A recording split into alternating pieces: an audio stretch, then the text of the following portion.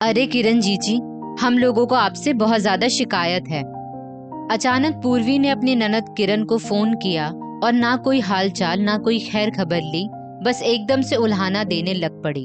क्यों पूर्वी, आखिर क्या हो गया? मैंने ऐसा क्या कर दिया जो तुमको मुझसे शिकायत हो गई? किरण ने भी जानबूझकर थोड़ा अनजाना बनने की कोशिश करते हुए कहा, क्योंकि नाराज तो इस बार वो सचमुच थी पूर्वी से। किरण जी, आप तो ऐसे बोल रही हैं जैसे आपको कुछ पता ही नहीं है।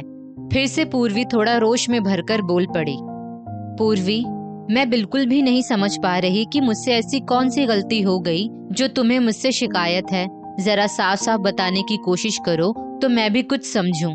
किरण ने सब कुछ जानते हुए भी पूर्वी के मुंह से ही सारी बात निकलवाने की कोशिश करते हुए कहा, तो फिर सुनिए जीजी, आप पूरा 1 महीना से ज्यादा देवर जी के घर रहकर गई।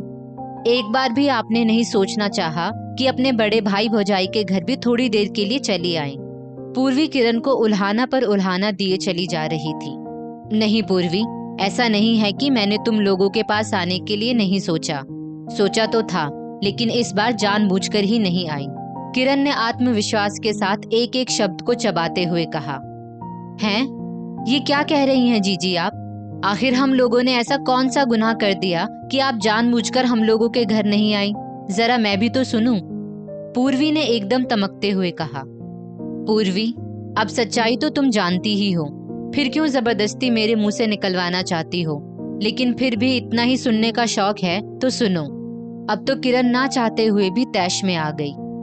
पूर्वी, जब से माँ पापा ने इस दुनिया को छोड़ा है तब से लेकर आज तक इन 5 सालों में तुमने मुझको कितनी बार अपने घर बुलाया, जबकि छोटे भाई भौजाई हर बार मनुहार कर करके मुझे बुलाते हैं, लेकिन फिर भी मैं इन सब बातों को दिमाग से झटक कर तुम लोगों के पास 2 दिन रहने के लिए आ ही जाती थी।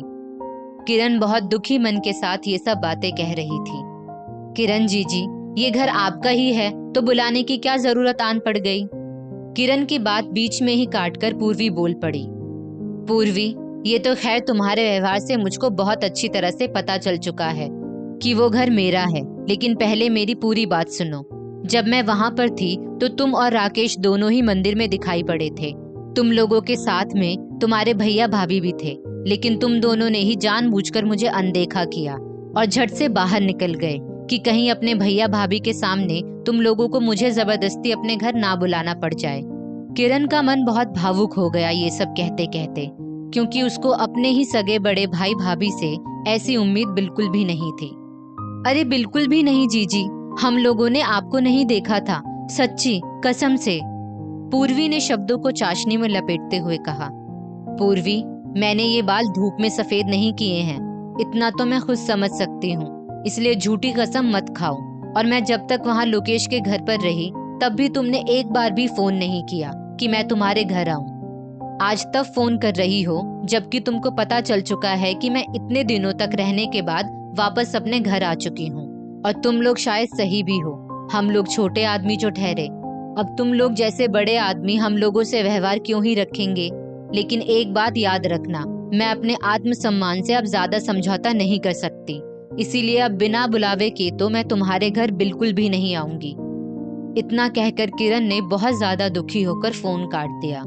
इधर पूर्वी मन ही मन ये सोचने के लिए मजबूर होने लगी कि किरण जीजी गलत थोड़ी ही ना कह रही है। वो लोग खुद पैसों के अहंकार में इतना डूब गए कि संबंधों पर पैसों की काई जमा दी। ना तो उसका देवर देवरानी से ज्यादा व्यवहार है और ना ही किरण से, बल्कि किरण मायके आती तो खुद ही उसके पास जरूर आ जाती थी। लेकिन उसने इस बार सचमुच बहुत बड़ी बदतमीजी की थी। उसको तो बस सबकी अनदेखी करना ही आता था।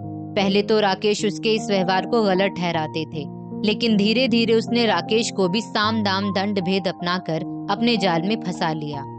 बस उसको अपने मायके से ही मतलब था, लेकिन किरण जीजी ने बिल्कुल सही किया उसको आईना दिखाकर, वरना तो वो दिन पर दिन और ढीठ होती चली जाती।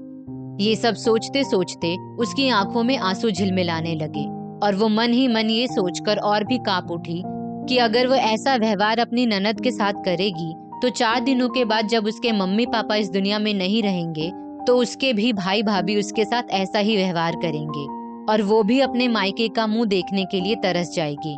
लेकिन नहीं, अब वो अपने आचरण पर पूरी तरह से लगाम लगाएगी और कल ही किरण जीजी के घर जाकर उनसे पैर छूकर माफी मांगेगी। और सचमुच किरण जीजी स्वभाव की इतनी अच्छी है कि उसको जरूर माफ कर देंगी।